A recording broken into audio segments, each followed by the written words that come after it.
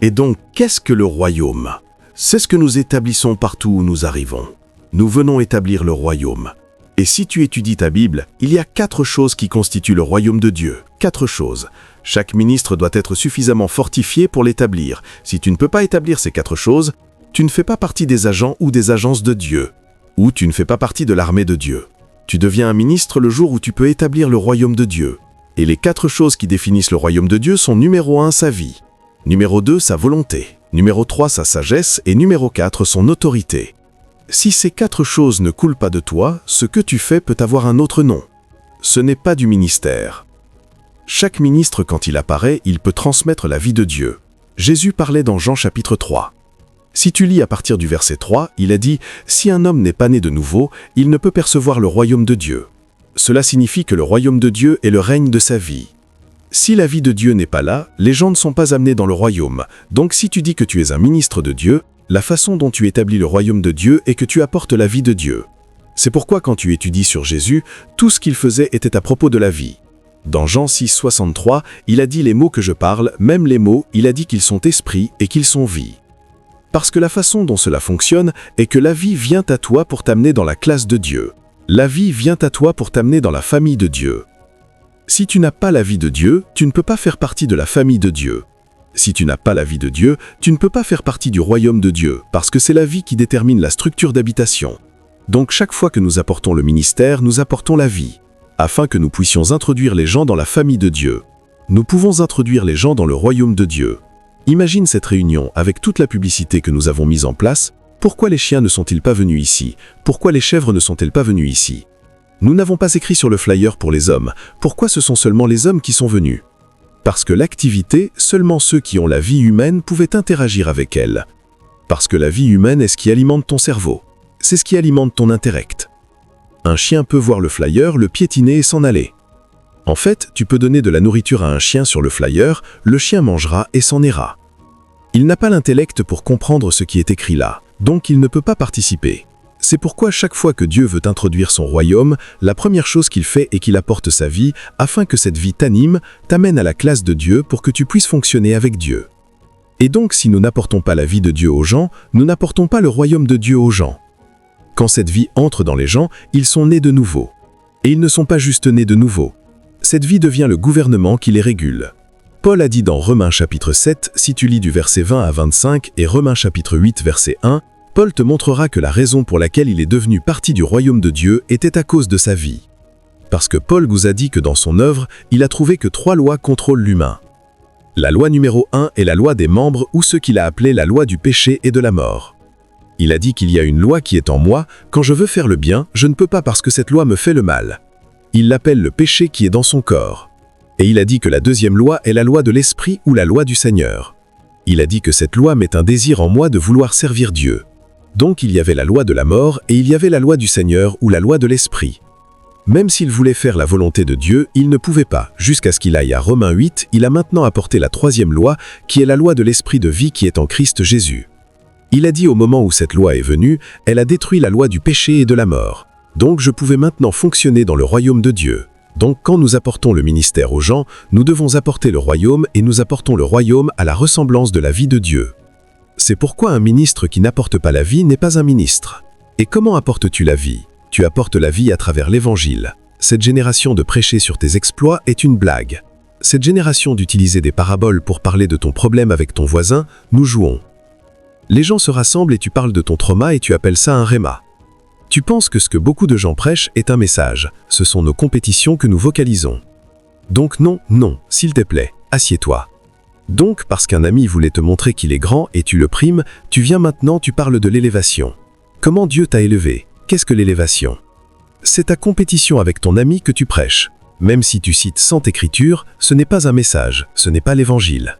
Quelqu'un a été traumatisé. Peut-être que tu étais quelque part, tu as été traumatisé, et puis tu reviens, cela devient un message. Comment personne n'est Dieu? Hey! Vous, nous jouons juste avec les destinées des gens. Je connais la place de remuer la foi des gens pour briser les limitations, mais écoute, si ton cœur n'est pas encore guéri, tais-toi. La plupart des choses que nous prêchons n'est pas l'évangile.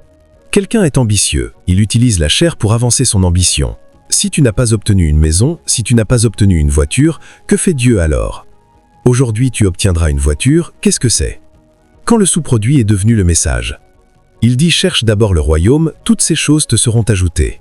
C'est pourquoi les gens quittent l'Église. Ils luttent encore avec les démons, luttent encore avec le péché, luttent encore avec la chair parce que la vie n'entre pas en eux. Tu veux communiquer la vie, communique l'Évangile. Et si tu veux communiquer la vie, viens de la présence de Dieu et parle aux gens. La vie que tu tires de lui coulera de toi. C'est pourquoi beaucoup ne libèrent pas la vie. Numéro 2 composante du royaume est la volonté de Dieu. Jésus a dit Matthieu 6,10 « Que ton royaume vienne, que ta volonté soit faite sur terre comme au ciel ». Vois, si tu ne connais pas ces choses, arrête de perdre ton temps à prier Dieu pour l'ouverture, pour l'élévation. Pourquoi je suis encore ici? Tu seras ici pour longtemps parce que tu ne peux représenter Dieu nulle part. Si c'est ta compétition avec ton voisin que tu prêches en code que tu veux porter aux nations, ils ne sont pas intéressés par ce qui se passe entre toi et ton voisin. Ils cherchent Jésus, ils cherchent le royaume. N'importe qui peut devenir n'importe quoi. Mais il y a des protocoles, il y a des lois, il y a des ordonnances. La volonté de Dieu. Quelle est la volonté de Dieu? Révéler Jésus comme roi auquel tout le monde se soumet dans ce royaume. Personne n'est un grand homme. Personne. Ce n'est pas un royaume où maintenant j'apprécie les gens. Mais quand j'enseigne ces choses, j'essaie d'être très clair pour que nous le comprenions. Ne pense pas parce que tu as donné 1 million pour la croisade quand tu viens maintenant à l'église, il devrait violer toute la structure et toi, nous n'avons pas de roi ici. Tu viens de manifester un type de grâce que tu as, c'est appelé grâce de donner. Tu n'es pas plus important que l'intercesseur. Tu peux donner 1 million, l'intercesseur peut donner 5 heures de prière. Vous êtes tous relevants. Ce n'est pas un royaume où tu entres dans l'église et dis « Mon père est sénateur, mon père est gouverneur, mon père est président » et tu respectes cela. Ce n'est pas un royaume ethnique. Nous respectons ton père président, nous respectons ton mari sénateur, nous respectons ton frère gouverneur. Mais quand tu viens ici, il y a seulement un roi. Son nom s'appelle Jésus. Les seules structures que nous permettons ici sont celles que le roi a écrites. Nous tous, nous nous soumettons à lui. Il est le roi. À cause de nos pères et de nos faiblesses, nous avons altéré les ordonnances du royaume. Donc, quand quelqu'un donne au pasteur une semence prophétique, la semaine suivante, c'est un diacre. Et les diacres quittent l'église et ils boivent de l'alcool et le pasteur ne peut pas réprimander le diacre. Si tu viens ici et que tu ne le reconnaîtras pas comme roi, ne viens pas. Nous ne cherchons pas de membres, nous cherchons des fils et des disciples. La gloire du roi est dans la multitude. Nous remercions Dieu quand il amène des gens, mais Dieu ne rassemble pas des multitudes, il élève des fils. C'est un royaume, c'est une famille. Il élève des disciples. Et seulement as-tu vu l'église primitive, 5000 ajoutés à 120. C'est pourquoi 3 personnes peuvent dire Jésus, les résultats sont différents. Parce que certains d'entre nous n'ont pas de canaux pour que la puissance coule. Quand Dieu voulait briser ton orgueil, tu as refusé. Quand il voulait briser ton ambition, tu as refusé. Ces fissures sont les canaux par lesquels le Saint-Esprit travaille. Donc maintenant, le Saint-Esprit veut sortir, mais il n'y a pas de porte. Il n'y a pas de porte. Tu l'as enfermé en toi. Donc Dieu est paralysé dans les gens. Dieu est enfermé. Certains d'entre nous, le Saint-Esprit est un prisonnier en nous. Il ne peut pas sortir quand il veut sortir parce que tu lui refuses de créer ces fissures. Ce matin, Dieu délivre quelqu'un. Jésus sera ton roi et tu le prêcheras comme roi. Numéro 3, royaume est la sagesse de Dieu. La sagesse, dans Matthieu 16, 19, dit « Voici, je vous donne les clés du royaume ». Cela signifie, quand tu entres dans ce royaume, il y a des codes. Je leur enseignais plutôt comment marcher dans le règne de Dieu la semaine dernière. Je dis même « parler ». Il y a une façon dont nous parlons dans ce royaume. Il y a une sagesse qui gouverne nos pensées, nos mots. La Bible dit « Nous ne parlons pas de mots oisifs dans ce royaume, parce que tes mots créent. » C'est pourquoi les gens qui tu ne peux pas venir et dire « Je ne meurs pas », qu'est-ce que c'est? Les gens parlent juste ce qu'ils aiment. Ils ne connaissent pas la sagesse qui gouverne le règne. Tu vas vérifier comment Dieu parle. Dieu parle la fin depuis le commencement. C'est une sagesse. C'est pourquoi dans ce royaume, quand nous avons voulu venir pour cette croisade, c'est fait. Nous ne savions pas à quoi ressemblait le budget, nous ne savions pas ce qui est qui, comment cela va fonctionner, mais c'est fait. Et aujourd'hui, c'est été. Tu parles la fin depuis le commencement. C'est une sagesse. Cela garde ta manifestation, cela préserve ton héritage. Dans Jérémie, Ésaïe 46, 10, versets 9 et 10, il a dit « Je suis Dieu, il n'y en a pas d'autre, il n'y en a pas d'autre ». Il a dit qu'il déclare la fin depuis le commencement. Il y a une façon dont nous parlons ici, monsieur. Il a dit que personne à Sion ne dise « Je suis malade ». Il y a une façon dont nous parlons. Il a dit qu'il recueille ces choses qui ne sont pas comme si elles étaient. Il y a une sagesse, et il y a une sagesse comment vivre dans ce royaume. Tu meurs pour vivre, sauf que le grain de blé tombe en terre et meurt. Il reste seul. Donc, le code est l'altruisme, pas l'égoïsme. Dans le monde, tu rassembles tout pour toi-même. Dans le royaume, l'âme libérale est engraissée. Dans ce royaume, le premier devient le dernier devient le premier. Donc les gens qui combattent l'ambition « je dois être », ils sont à l'arrière de la ligne. Après 10 ans de lutte, ils sont au même endroit. On dirait qu'ils mouvent. Puis les gens qu'ils pensaient avoir laissés derrière, quand ils regardent en haut, ils les voient devant. Il y a une sagesse. Tu meurs pour vivre. C'est pourquoi quand tu entres dans le royaume, « Seigneur, enseigne-moi ». Cela peut ne pas être populaire, cela ne peut être pas faire de sens, mais c'est ce qui fera la différence. Il y a une sagesse. Regarde Jésus. Quand Satan a mobilisé pour qu'il soit tué, il leur a dit d'abord « Personne ne peut prendre ma vie ». Note-la. J'ai le pouvoir de la déposer pour la reprendre. Mais puisque vous êtes si ambitieux de me tuer, je coopérerai avec vous. Pierre a pris une épée, a coupé l'oreille de quelqu'un. Il a dit « Remets-la, ce n'est pas le temps de combattre avec l'épée. Tu en auras besoin plus tard, mais pas maintenant. » Une sagesse se joue ici.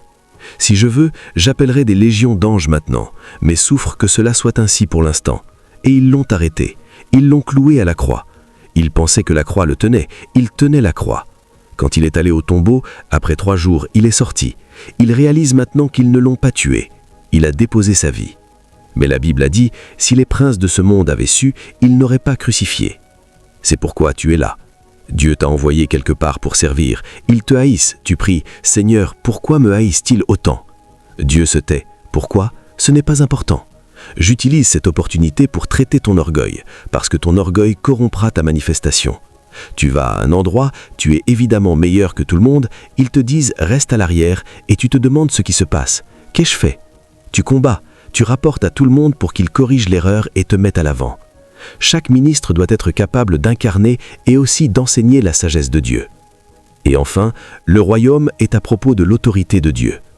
Autorité, autorité. Tu dois être capable d'exercer de l'autorité. Sans autorité, tout ce que nous faisons, Satan en fera une moquerie. Il dit « Je bâtirai mon église sur cette révélation ». Et il a dit que les portes de l'enfer ne prévaudront pas. Cela signifie qu'au moment où le royaume apparaît, l'enfer commence à le combattre. C'est pourquoi tu étais là, personne ne se souciait de comment tu vivais, jusqu'à ce que tu dises « Allons prier pour Toby », jusqu'à ce que tu dises « Faisons une croisade aux USA », jusqu'à ce que tu dises « Pourquoi les gens meurent du VIH », jusqu'à ce que tu dises « Déclarons une guerre contre le cancer », jusqu'à ce que tu dises « Prêchons la justice ». Alors Satan. Oh, soudain, tu perdras ton emploi. Soudain, tu réveilles le matin, tu commences à te sentir fatigué. Qu'est-ce qui se passe? L'attaque commence immédiatement. Mais la raison pour laquelle l'attaque de Satan sera inutile est parce que tu ne parles pas. Tu as l'autorité. Donc, quand Satan jette 1, tu en envoies 10 en retour. Tu n'as pas l'autorité. Tu ne peux pas marcher dans ce royaume.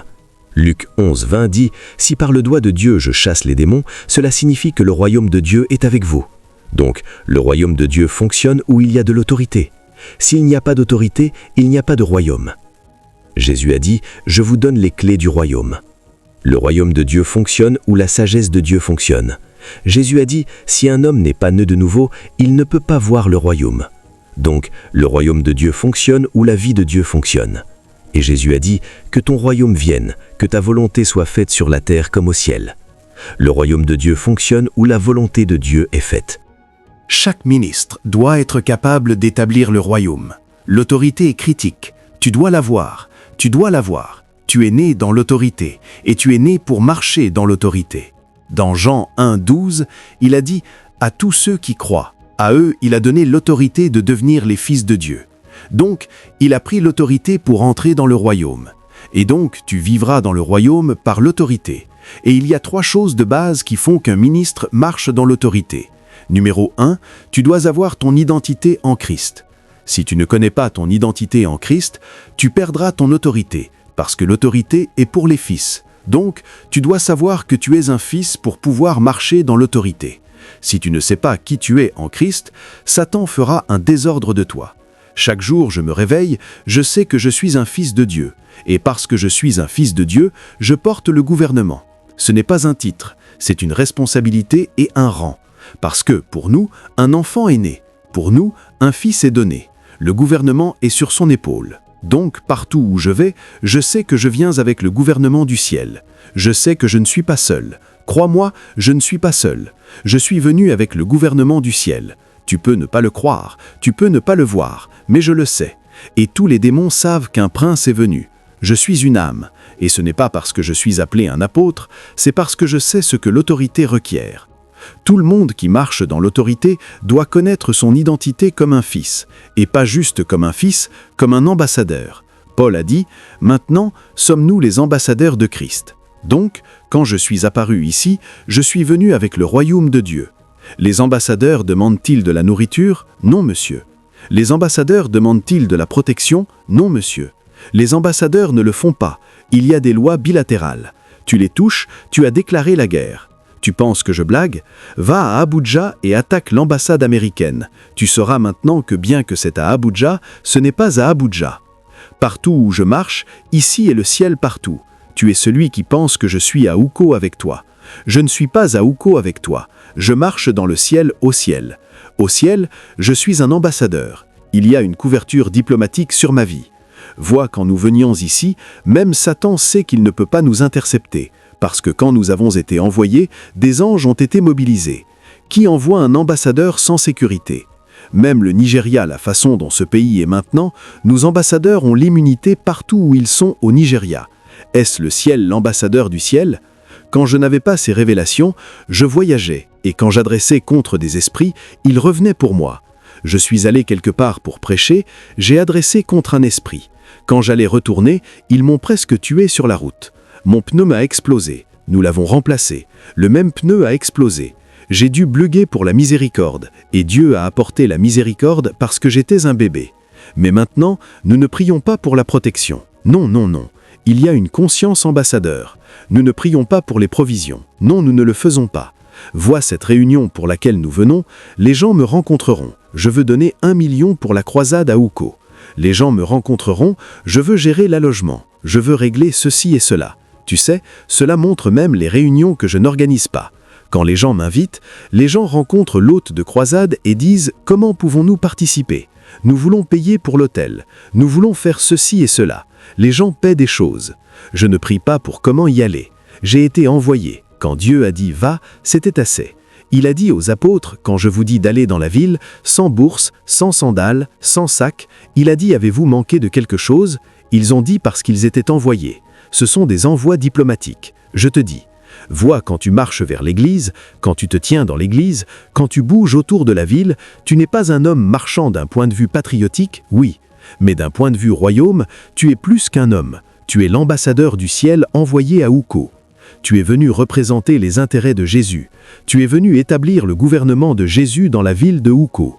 Et parce que tu es un ambassadeur, pas trop longtemps, tu seras encore transféré. Tu viens avec une couverture. Nous venions juste de Tanzanie, les gens luttaient pour me voir. Pourquoi?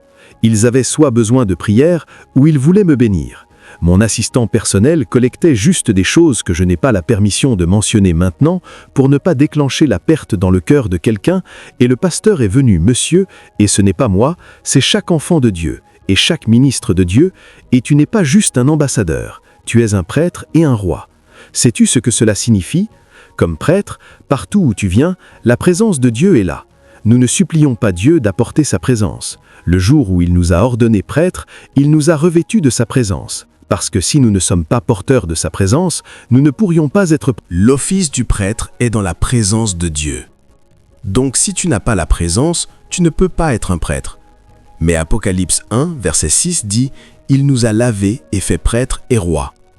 Donc quand je viens à un endroit, j'imagine que les choses qui arrivent quand la présence de Dieu est autour devraient arriver. C'est pourquoi je crois que les gens ne peuvent pas m'entendre et ne pas être transformés, parce que la présence transforme. C'est pourquoi je crois que les gens ne peuvent pas s'asseoir sous moi et les choses arrivent juste à eux.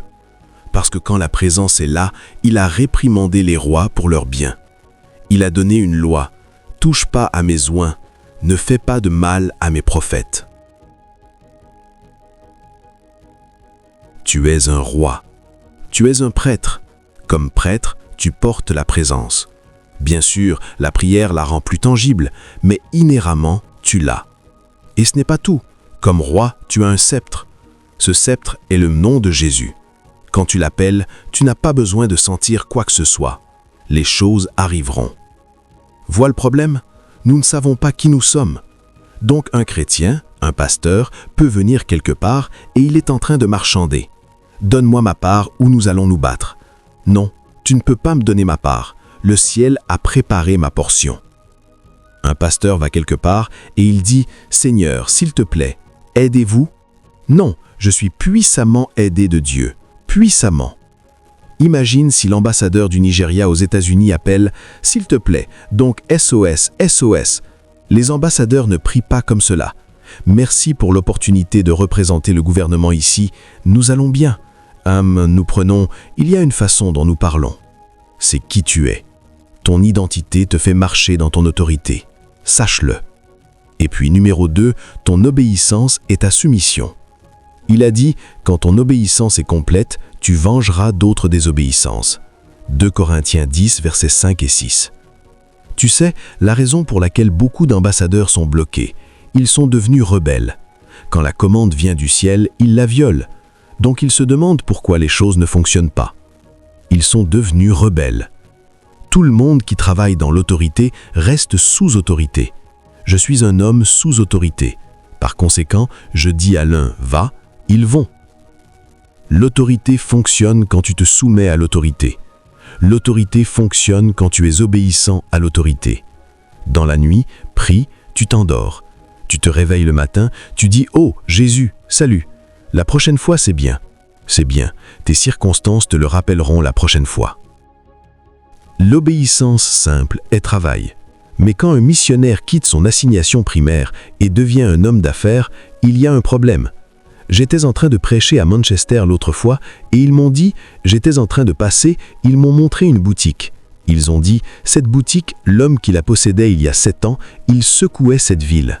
J'ai dit, ok, est-il parti? Ils ont dit, non, maintenant il dit au fait le dimanche parce que la nourriture nigérienne apporte de l'argent et tu sais, il y a beaucoup de Nigériens dans le besoin les dimanches. Donc il a trouvé un autre collègue. Donc il est devenu un fournisseur majeur. Un juge. Et la sagesse de Dieu révèle Jésus comme le Seigneur de tous. Donc chaque personne du royaume prêche Jésus dans 4 offices. Sauveur, roi, juge et Seigneur. Si tu n'as pas cela, tu peux t'appeler un apôtre, un prophète, un évêque, mais tu es celui qui sait le ministre de qui tu es. Numéro 3, testifying. C'est témoigner. De la qualité de ton témoignage. Il y a 3 choses qui définissent la qualité du témoignage d'un ministre. Il y a 3 choses. Tout le monde qui est un ministre qui avance le royaume, il y a 3 choses qui définissent la qualité de son témoignage. Et à cause de mon temps, je vais juste les lister. Numéro 1 est le caractère. Caractère. Un ministre doit être irréprochable. Quand le caractère est affecté, même l'autorité ministérielle sera percée. As-tu trouvé des ministres avant qui disent « Ils disent « Ah, ils mettaient cette ville en feu, mais ils l'ont attrapé avec une femme. » L'onction est encore là. Il entend encore Dieu. Le don est encore aiguisé. Mais le ministère finit parce que la crédibilité n'est pas quelque chose avec quoi plaisanter. Donc, si tu veux être un ministre de Dieu, ces choses secrètes que tu as maîtrisées comment les faire, tu sais comment le faire. Prêtre.